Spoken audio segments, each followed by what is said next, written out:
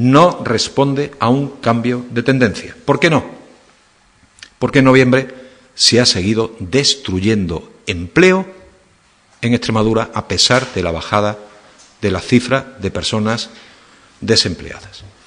En noviembre se han destruido 1.655 puestos de trabajo en la región. La afiliación en la Seguridad Social en Extremadura en el mes de noviembre cayó en 1.655 personas.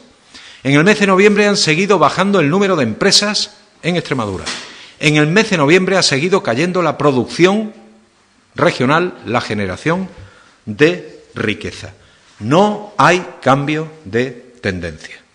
¿Qué ha pasado, por tanto, para que el paro haya bajado en la región? En Extremadura, en el mes de noviembre, se crearon 7.000 empleos públicos.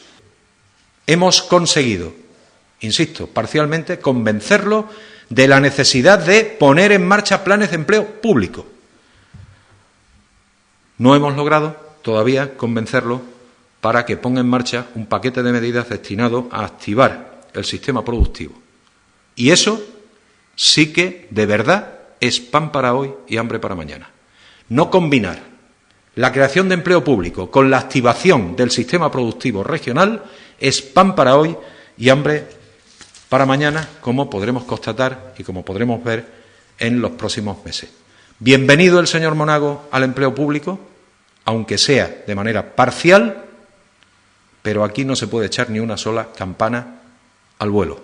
Se sigue destruyendo empleos privados, se siguen cerrando empresas en la región y tan solo con 7.000 empleos públicos creados en el mes de noviembre no se va a solucionar el gravísimo problema de desempleo, de generación de riqueza, de destrucción del sistema productivo que tiene nuestra comunidad.